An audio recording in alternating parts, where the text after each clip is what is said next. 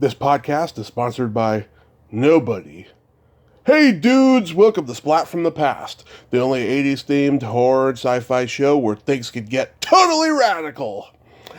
Now today, I will be welcoming a very talented and prolific TV actress. I am talking about Julia Fulton. You may remember her. She was on a lot of shows back in the 80s, like Family Ties, Hunter, Simon, Cagney Lacey, Highway to Heaven. She was a performer on the Dave Thomas Show, and she was in John Travolta's 1985 underrated classic, Perfect. And I'm going to have her on the show today and talk about all that stuff. I believe she teaches now via Zoom during the pandemic, and we're going to have a great conversation. I just cannot wait. I loved her when she was on Highway to Heaven and Cagney and Lacey and shows like that. She just has so much range. She's very talented. It's going to be a great conversation today. So yeah, here is my interview with Julia Fulton.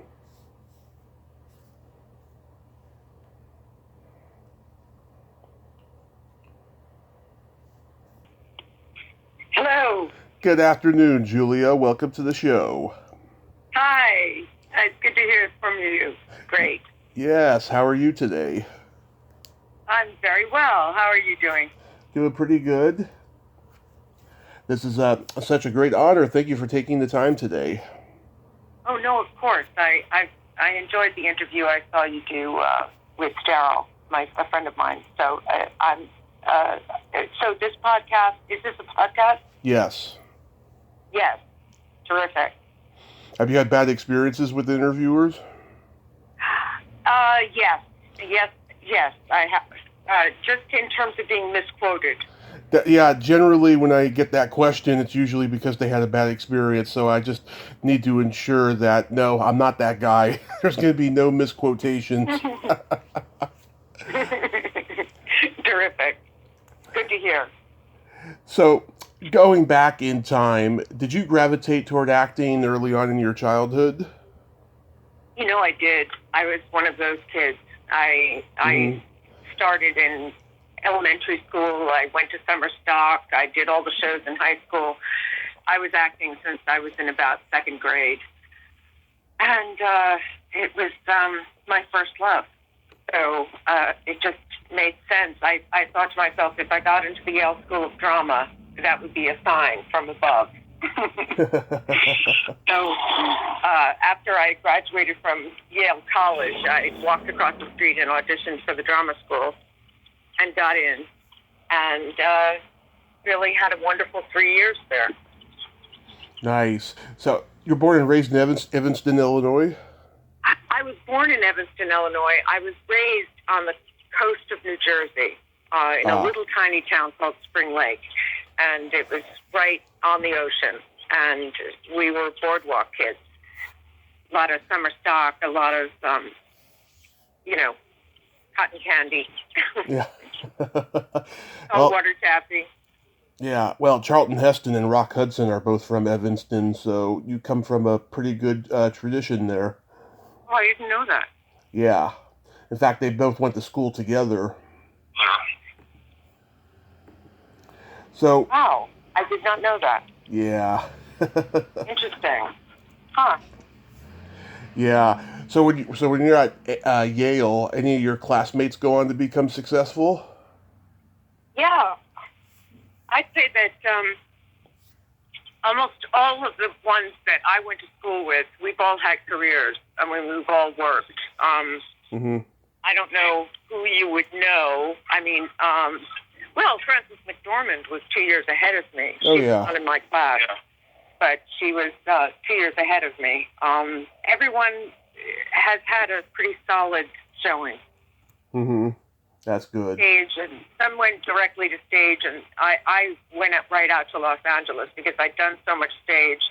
I really wanted to learn about the camera, and moved right out to Los Angeles right after drama school. And my first day in town, I drove down because I was borrowing my uncle's car, and he lived in San Francisco. So I drove down from San Francisco, and my agent jumped right in front of me and said, okay, take a quick shower, change into a suit, and go on an audition right now.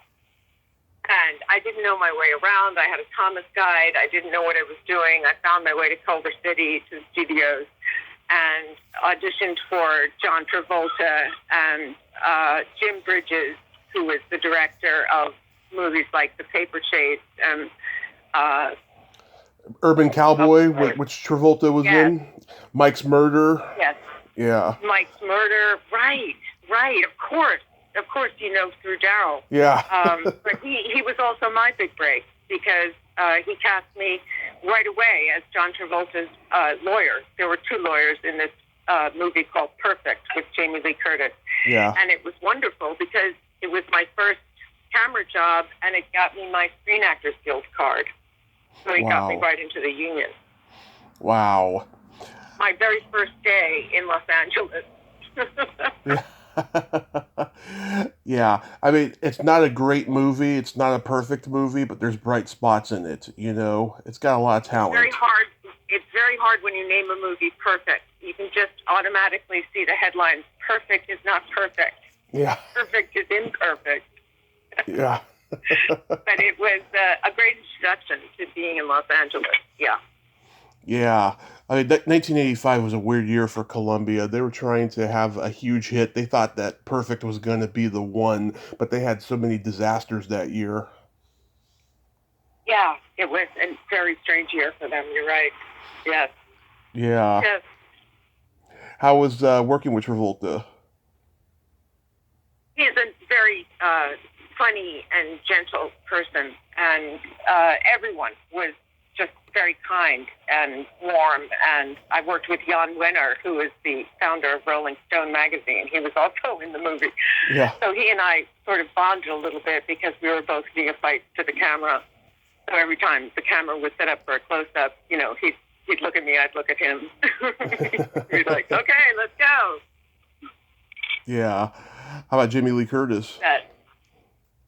She was a little under the gun, I think. She was carrying a lot of ability on her shoulders for the movie, and I didn't get to know her too well. But as I say, the set was very warm and open.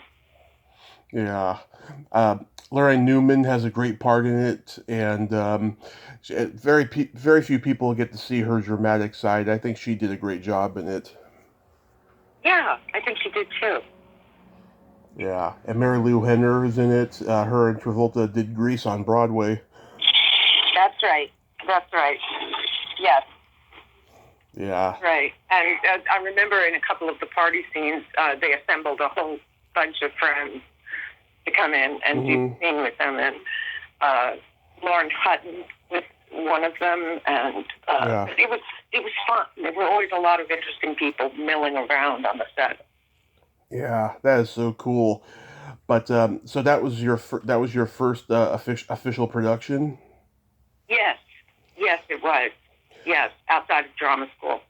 Did you? I'd done a lot of stage at the Yale Rep and a little bit in New York. I'd been a reader throughout drama school, so I'd done readings for most of the stage readings for most of the little theaters in and around the city. So I really wanted to go to Los Angeles and try a new thing. And my very first pilot season, I got a show called Lime Street. Yeah. That was starring Robert Wagner and John Standing. And I was lucky there too, because I was just called in with a lot of other people and really hit it off with Robert Wagner right away. And the writers, Linda Bloodworth Thompson and her husband, Harry Thompson. Yeah, Great group. Yeah, I was supposed to interview Maya Bruton last year, but she never got back to me. Oh, sure, Maya. Oh, sure. Yes. Yeah. Yes. Yeah. Great. There's some Hollywood legends on that show. Lou Ayres, I think he was very underrated as an actor.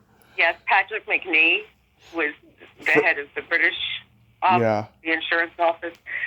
I was running the Washington office, and we filmed in Washington and different points on location, but I was mostly on set handling the phones and the responses and they call me in the middle of the night for some piece of evidence I would find under my bed. Things like that. Ferdy Main, he was on there too. Mm-hmm. Wow. Mm-hmm. That's so cool. Now, because you did mostly television after Perfect, that was during the time when people said that television paid a lot more. Did you find that to be the case? I did find that to be the case, and I also found that at that time, it's changed now. Mm-hmm. It's changed completely. But back then, you really were one or the other. Either you could do a lot of tiny roles, walk-ons in features, or you could have a main role in television. And I was always interested in the size of the part. I really wanted the media roles, and they were always coming through television scripts at that time, not features. And some exceptions applied, of course. Michael J. Fox, Tom Selleck, James Gardner, they got to be both movie and TV stars. Yes, you're right. You're right. You're right. There were always exceptions. Yeah. Yes. But not too many women. Yeah, not too many women. I mean, Shelley Long, she left Cheers to do movies. And that didn't go as planned, I don't think. No. No. I remember when... There just weren't as many opportunities for actors just who are unknown, just out of drama school. You really had to sort of prove your mettle first in television. Right. I remember when you were on Family Ties. Oh, yes. Yes. Right. Yes. Yes. I was with David Paymer. David Paymer was my husband in that Family Ties. Yep. That was a very early job, too. Larry very, and Susie Harris. I ended up doing quite a bit of television. I had very short hair. And in Hollywood, that translated into saying, well, she could easily be convincing as a policewoman. So I ended up playing so many cops, good cops, bad cops, traitorous cops, psycho cops, cops' wives. I wore, 4 different uniforms from 4 different cities. It was fun. Yeah. Like, you guest starred on Hunter. Hunter, Matlock. I thought it was such a hoot because I'd grown up on Andy Griffith, being on television. The same is with Robert Wagner. I'd grown up with these people on television, and it was so much fun to hear him tell stories. Sitting in a chair on the set, he would just hold forth with stories and things that had happened on the sets. And there I was with a gun in my holster protecting Andy Griffith from the bad guys. Yeah. I was so pleased. Yeah. Did you have a good experience working with him? Because I know a couple of people I've talked to said that he was very aloof. With Andy Griffith? Yeah. Oh, no, I actually did have a wonderful experience with him. He was not aloof. He was very warm and charming and had a lot of stories. I think he was interested in, if you were interested in listening. I see. I guess it was just, it depended on the day, really. Yeah, right. Yeah. When you were on Hunter, did you work with Belinda Blasky in that episode? That was a really early job. That might have even, Hunter might have, no, it was after Perfect, but it was one of my very first television parts because I remember I was the camera woman and didn't have too many lines, but as the scenes, as we went on, they would throw camera to me more often than not, so I ended up getting a bunch of screen time. But I remember just learning as I went because I had not had any camera training at the Yale School of Drama.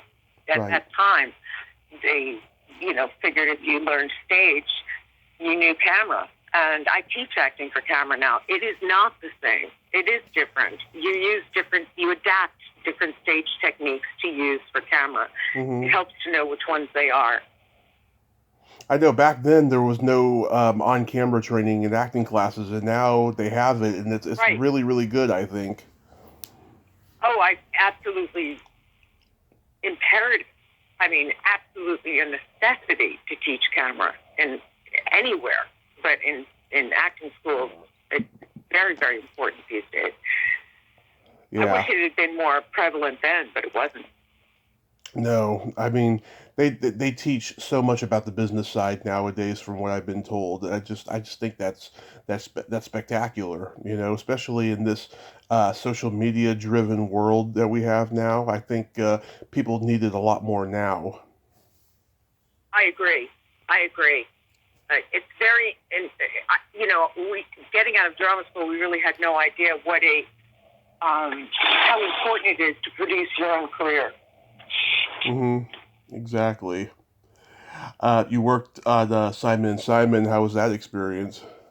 Simon, right. I was another police officer in Simon and Simon. I worked with Richard Hurd, who was wonderful, wonderful old Hollywood actor. Yep. In fact, he was so funny. It was our second time working together because we also worked together, I think, on, was it Matlock? It was Richard Hurd in both, in two of the shows that I did. But he was a wonderful guy. And when we were dressed in our officers' uniforms, he had us go over to the Black Tower, as it was known at the time, at Universal, and meet with a couple of producers there because he wanted his own show with me as his sidekick. Yeah. So we just went from office to office dressed as Matlock police officers.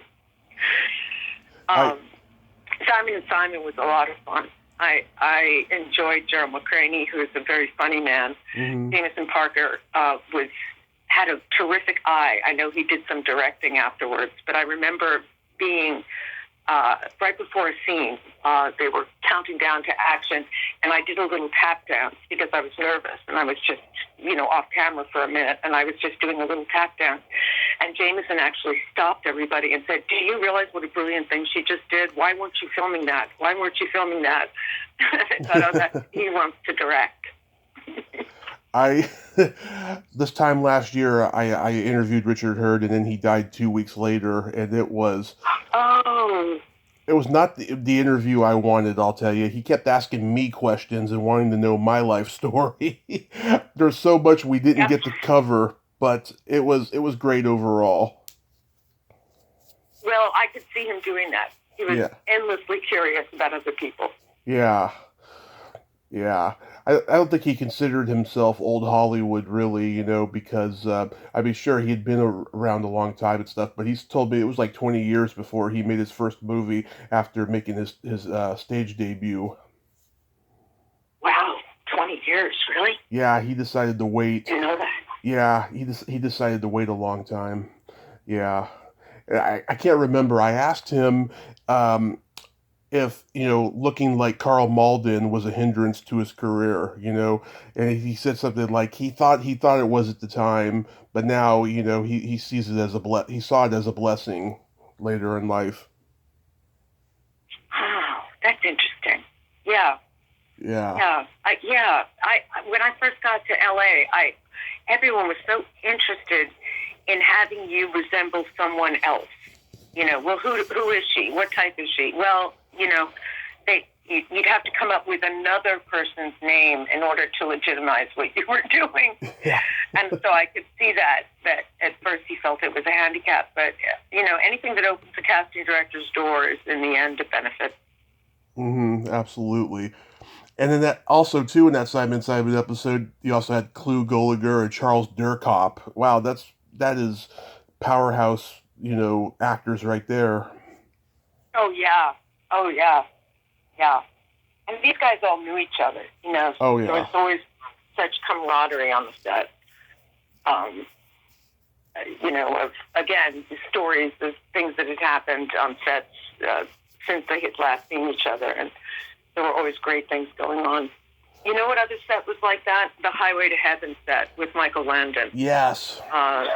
It was a very, very warm. I remember after we finished shooting and wrapped the whole show, he came up to each one of us guest stars and said, "How was your time here?" And right. I told him I'd had a wonderful, wonderful time and a great fun. And he said, "That's what I'm here for. That's all I care about." Yeah, I've been binge watching Highway to Heaven on YouTube, and I watched that episode you did, and I can relate to that episode so much. I lived in a disabled group home when I was homeless 7 years ago, and I saw a lot of bullshit surrounding living in one, and so it was an episode I could relate to. He was interested in tackling some social issues that other people weren't tackling at the time. Yeah. To heaven. Yeah. Yeah, he tackled a lot of great social issues on that show, and still made it, this nice, family show like, Little House was, except I think Highway to Heaven was a lot more entertaining than Little House. I think so too. And he really did have a social conscience about it. I think that he would tackle some things that weren't being done, whether it was abuse or drug addiction or, Yeah. all those things. Yeah, you've worked with so many great casts. In this one, Kay Callan was in there. I've interviewed her. She's a great lady. Yes, she's great. Got Yes. Nick Adams' son, Jeb Adams, was in it. William Frankfurter, who played the albino in Foul Play, and Kenneth Tiger. Wow, that's a great cast. That's right. That's right. That's right. I did a movie with Patrick Duffy that had a great cast, a really great cast. I played Patrick Duffy's wife. It was called Unholy Matrimony. Charles Durning was in it. Michael Keith. Who else was in it? It was such a great cast. I see it right and here. And Charles Durning was another one that would sit long after the dinner was finished at night, and you'd want to go back to your hotel room, but he has all these stories, and he'd start singing in an Irish tenor, and you wouldn't want to get up from the table. Lisa Blount was in it. She passed away. I never got to interview her, sadly. Oh, I didn't know that. Yeah. I didn't know that she had passed away. About 5 years ago. Is that right? I did not know that. Yeah. I think I had just started my podcast when she passed away, because that was 4 years ago, and I was looking at say who can I interview from cult movies and stuff, and she had passed. I was like, oh God, I was too late, yeah. Oh, that was sad. I just didn't know that. I'm sorry. Yeah. No. Okay. Yeah, everyone I talked to says that she was a sweetheart. Right. Yeah, she was. Yeah, I'm so sorry. That upsets me. Yeah. Yeah. So as I said on Facebook Messenger, I loved your performance in that two-parter of Cagney and Lacey. Thank you. Yeah, what was that experience like?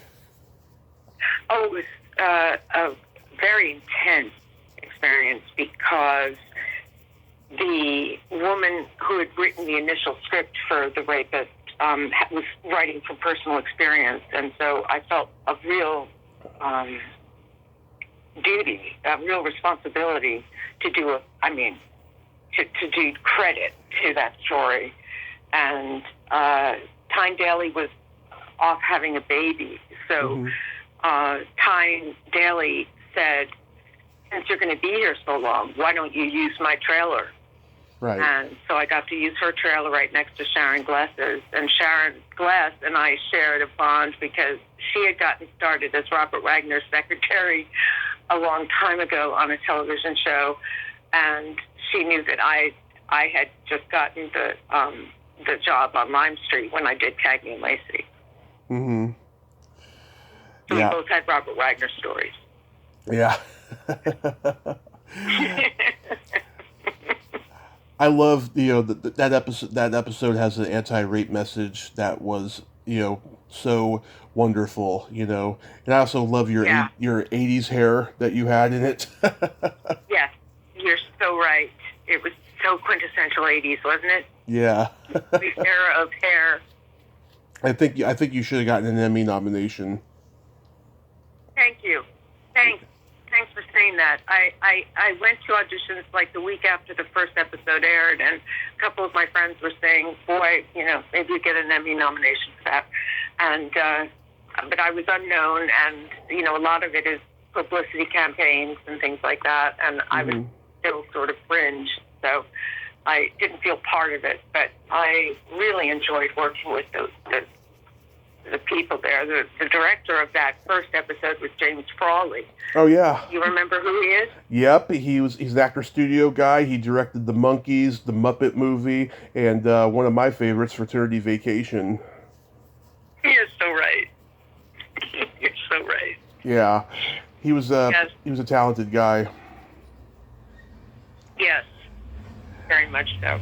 When you were on that set, did you witness any of the legendary arguments between Sharon Gless and her someday husband Barney Rosenzweig?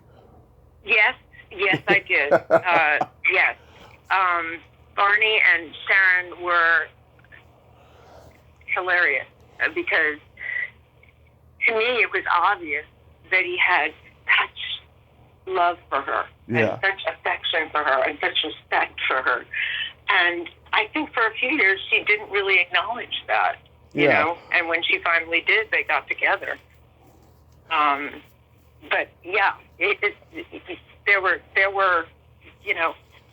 all kinds of interesting things going on the set. Lots of interesting people. Yeah, Dan Shore told me, none of them thought that those two would be married as long as they have. Exactly. It's crazy. But it doesn't surprise me, really. It doesn't surprise me. Yeah. Now, I've never heard of this show, but I interviewed the director of the episode you were in. The show was called Private Eye. Oh, yeah. That was a very small thing I did. I didn't have much of a lot to do there. Right. I don't remember too much about that show. I worked twice with director Glenn Jordan in a movie called Challenger and another one called Brother's Keeper. Yes. And working with him was extraordinary because he had an amazing eye and he could just say a word or two and you'd know exactly what adjustment to make. Often I find with camera, the directors are not as fluent talking to the actors as stage directors are. Often stage directors have had acting lessons and they're a little bit more articulate, talking about technique or, what they'd like to see. But Glenn Jordan was like that. He was a camera director with a great stage eye for actors. He had great taste. Yeah. I just loved working with him.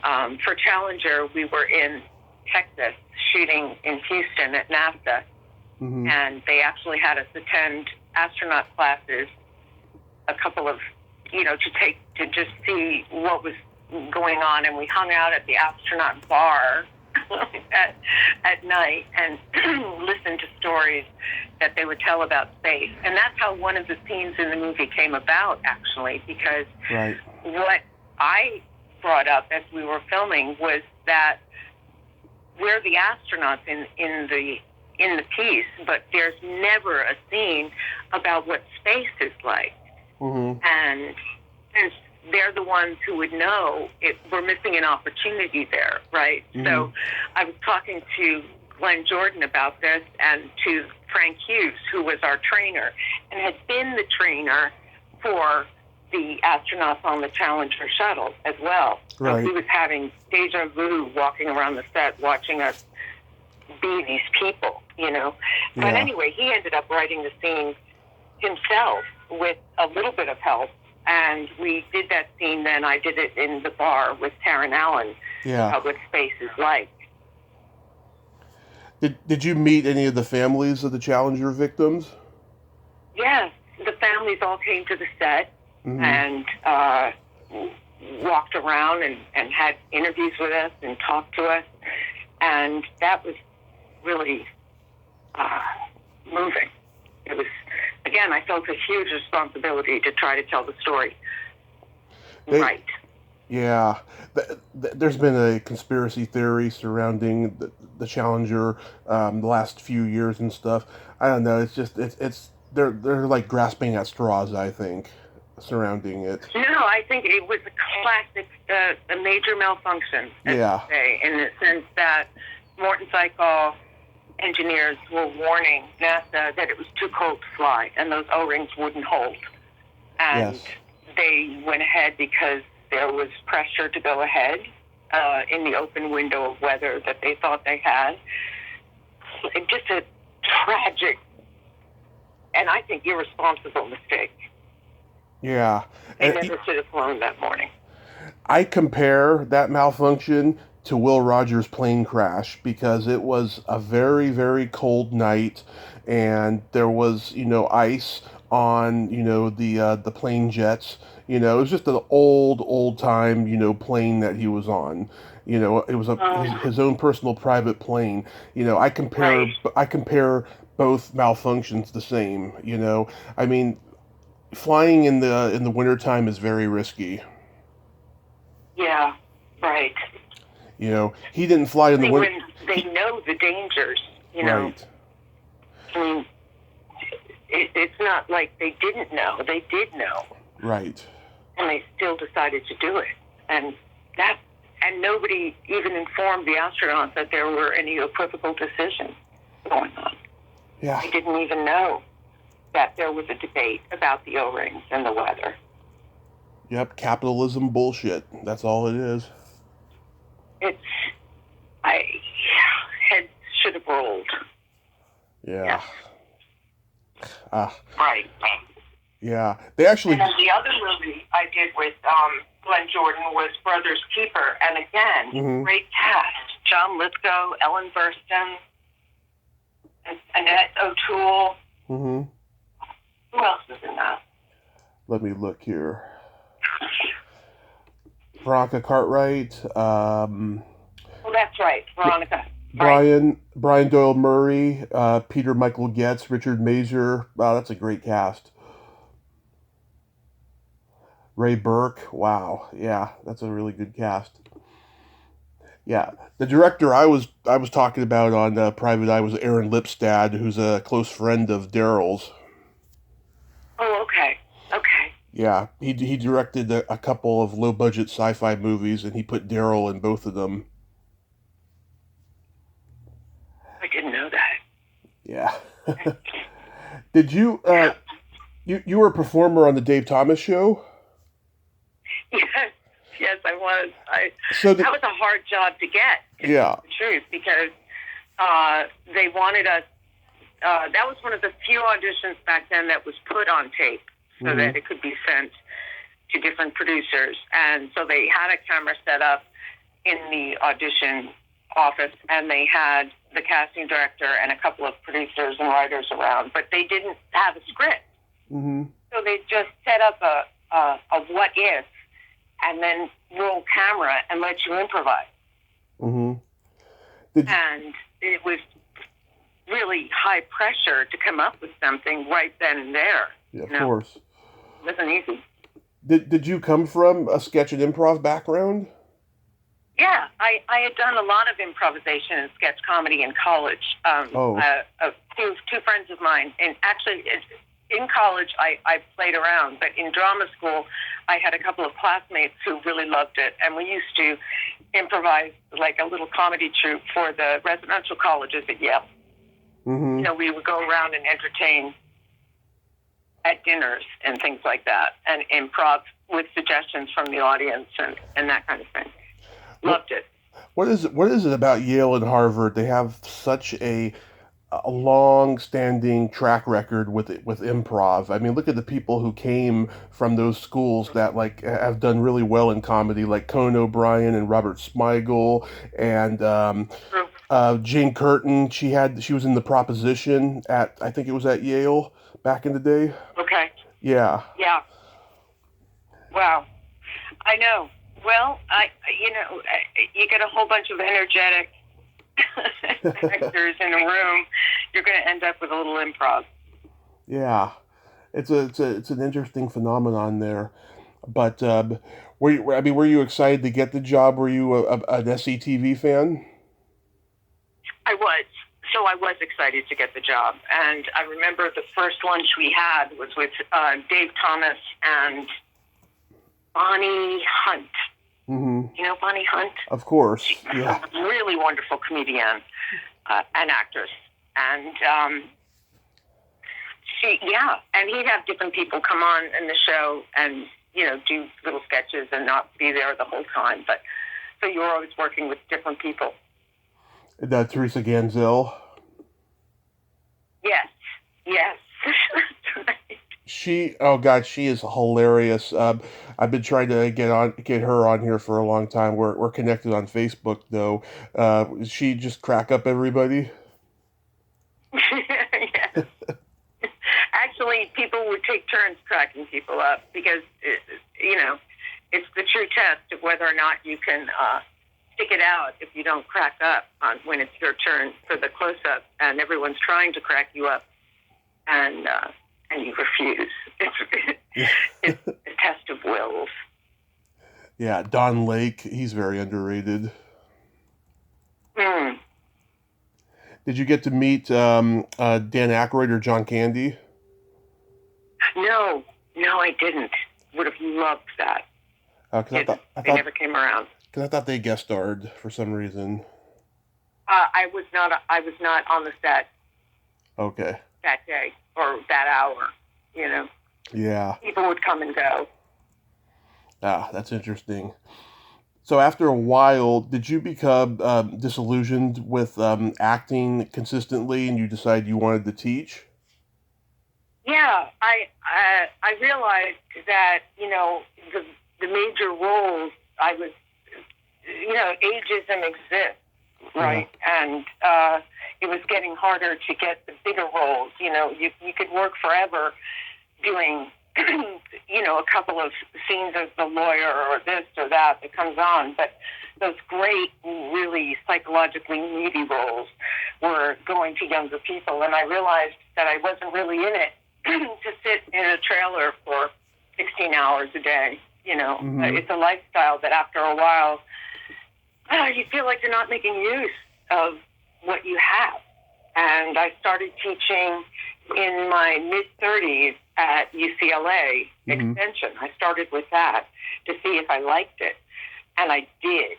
So I ran my own studio in Santa Monica for a little while, for about almost 2 years.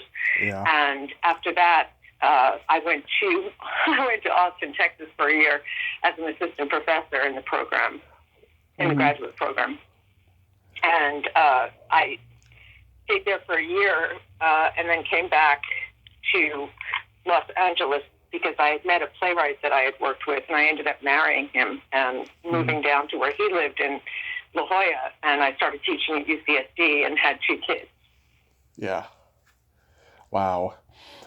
Do you get a satisfaction teaching that you don't when you're actually acting? I think when I'm actually acting, there's nothing better.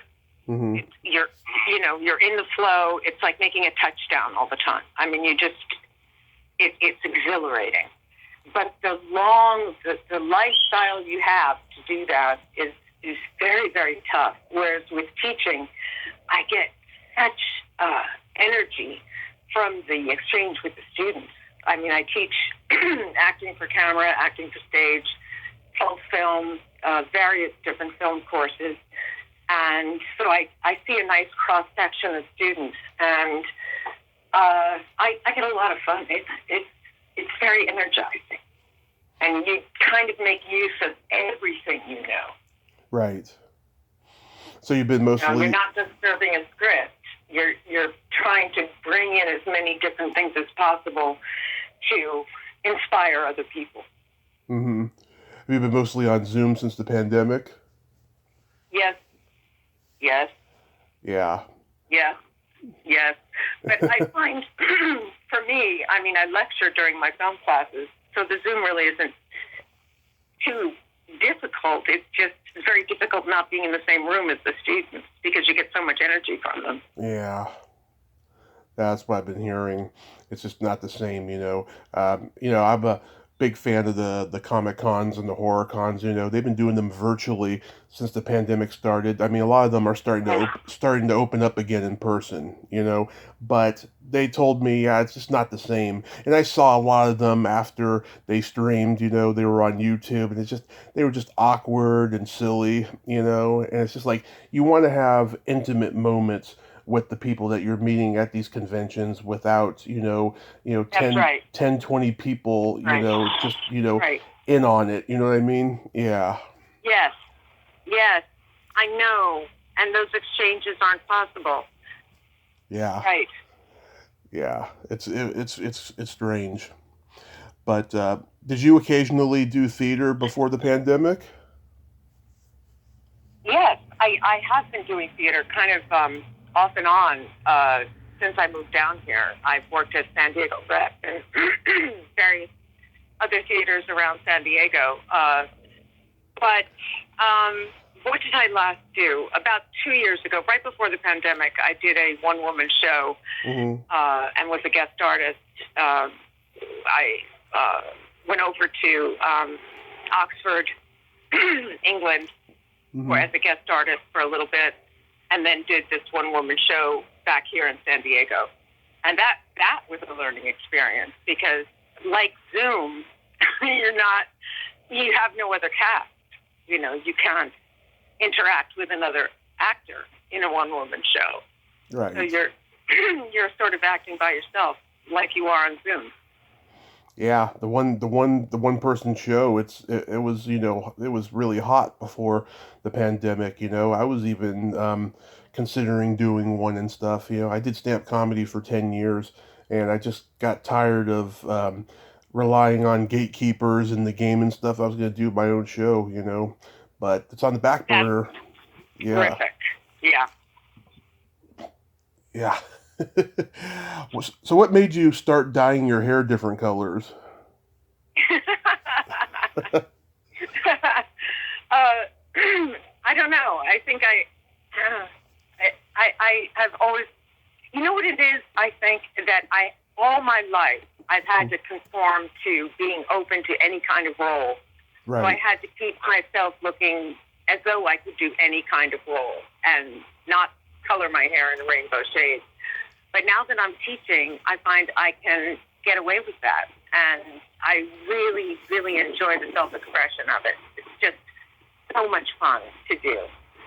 Right. I love it. It's very Cyndi Lauper-esque, and it shows what a free spirit you are. I think it's wonderful. I know Shelley Fabre does the same thing now.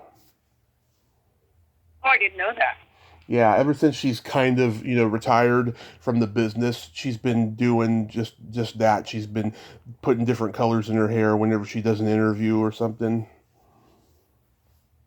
Well, once you do it, you realize how much fun it is. You can't stop doing it. I'm sure she's found that out. Yeah. That's so awesome. I love it. Yeah. Yeah. So yes. I have this yes. I have this secret silly game that I like to play with, yes. And this is a series of silly slumber party questions, and how it works is I ask you the question, you answer it, and then you ask me the exact same question, and I answer it, and you can comment on answers. Okay. Just pure fun, no win or lose. Okay, sounds good. Julia, are you ticklish? I don't want to admit this because then you're vulnerable to everybody tickling you, but yes, I am. Yeah. Are you ticklish? Yes, very. Oh, okay then. So we're even. Yeah. What's your favorite part of the body? It could be anything. Okay. Eyes. Eyes is a very popular one. Eyes. Windows to the soul. I believe it. Yeah. One thing I've noticed with everyone wearing masks, and I'm sure you've noticed this too, is people have really learned to use their eyes more. True. Learn to smile with their eyes. And that's something actors learn to do very early on. True. Never thought of it that way. Yes. Only using your eyes, not your mouth or gestures or anything else. How much can you convey with your eyes only? Right. And for me, my favorite part of the body Your favorite part of the body? is the belly button. I don't think I've ever shown mine. Really? I don't think so. Are you an innie or an outie? Any. Yeah, same here. Yeah. What color are your toenails painted? Red. Red. What color are your toenails painted? They're not painted right now. The last time I painted them, they were purple with sparkles. Oh, how nice. Yeah, I like to go very. I'll do that. Yeah, I like to go very elaborate when I do them. That's nice. Well, Go for it. yeah. What would you say is your best personality trait? Oh, that's a very hard question, but I think it's what I've learned is to find. I do have an ability to find the humor in a lot of situations, and I think that really helps.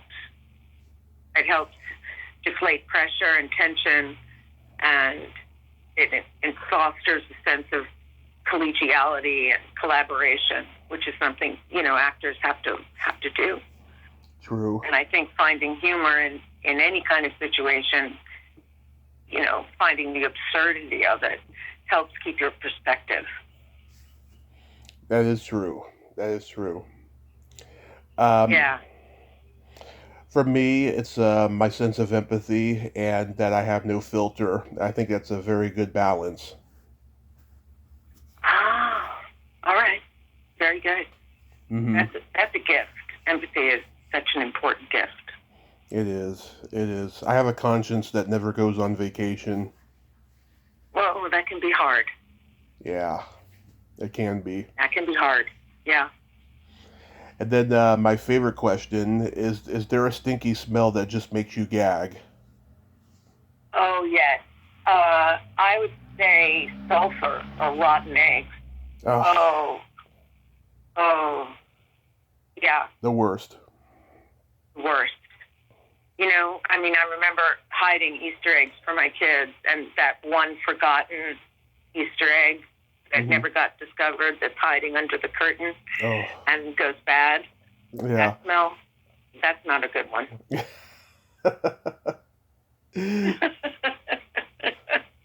Exactly. And for me, it's either... What smell do you hate? It's either farts or feet. Okay. Well, I'm not going to argue with you. Yeah. I told that to an actress, and she said, that should be the name of my memoir, Farts and Feet. I definitely would not call it that, but I definitely will use it as a blurb on the back of my book. Absolutely. That's a memorable blurb. Exactly. Have you ever thought about writing a memoir? I did. Mm-hmm. I did. At least one version of a memoir. It's called The Bridal Path, and it's on Amazon, and it's basically, it's just the story of when I met the man that I was going to marry, and we went on an engagement tour of India. Right. And I was attacked by temple monkeys in Shimla, which is the highest point of the Himalayas near New Delhi. And we were in Kufri, and I got attacked at a temple monkey shrine by monkeys, and they drew blood on my face. Mm-hmm. So I had to have a series of 5 rabies shots all throughout India. And the rabies shots are not easy to find because they have to be refrigerated, and to find refrigeration in a lot of the poor places that you go to. And you can't miss a shot, because if you miss the schedule of 5 shots, then none of them are effective. It's no wonder you don't show your belly button. Because... Not anymore, right? Yeah, because they stick the needle in there, right? About it. Yeah. I wrote a book about it. Oh my God, that is just, I cannot imagine being more uncomfortable than that. Oh, that is just, Yes, it gives me the willies. that was the big exciting thing. So I wrote all about India, and I wrote about that. And then when we went on our honeymoon tour of France and Spain, I've always ridden horses since I was really tiny. I love horses, and we used to ride wherever we were traveling. And so we were in the Basque country, right above Andalusia in northern Spain, and I had a very méchant, bad horse, and he tried to kill me. He waited till we got to a cliff, and a great big cliff, and a tiny Indian trail that we were following, very single file. Yeah. And he dropped and rolled and smashed my right leg and tried to break my back. Oh. So my leg was fractured in many places. It was smashed, really. Mm-hmm. So I had to be kind of dragged through the forest down to the road and then taken over a bumpy road 2 hours to San Sebastian, where there was a surgeon. Mm-hmm. And I ended up on my honeymoon spending, 14 days in a Basque hospital with nuns who didn't speak English. And, my husband went back to the Parador, and I was with the nuns in the Basque hospital. So I wrote about that, too. Wow. Yeah, I'm working on 2 books right now. I'm working on it's kind of a part memoir, part movie guide. It's about my love of cult movies. And then I'm writing a trivia book, which is a lot easier. And oh, that's great. Yeah. That's great. I'm having a great time with those. Cult film. That's one of the things I teach here that's very, very popular. I teach about 250 students a quarter in cult film. So I share your interest. Really? Like how do you teach about cult film? Well, I kind of start back in the 20s with the origin of film to begin with. And then I move through decade by decade, picking out 1 or 2 or 3 cult films from each decade that I set into the social, political, historical context of the decade. And we move on from there. So we go from the 20s to, I guess, the most contemporary one I teach is 2005. And then I'd really like to have a second cult film class that is only contemporary, like the last 10, 15 years. Nice. Like, what are your favorite cult films? So at this point, I have so many. Yeah. I really do. My class is more or less an introduction to cult film. So we start with the classics. We start with Freaks of 1932 and Phantom of the Opera 1925 and Reefer Madness and I Walked with a Zombie and Night of the Living Dead. And then we move into Rosemary's Baby and Blade Runner, and the contemporary ones are really The Descent, I guess, is the most recent one. That's 2005. Wow. Yeah, Yeah, it's really fun. Yeah, when I was 19, I took a film class at my my local junior college in San Mateo, California, where I'm from, and the last day of the semester, the teacher asked me not to return the following semester.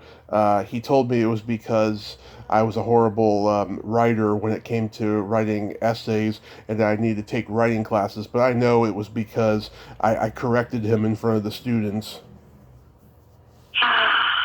No. Yeah. Really? Yeah.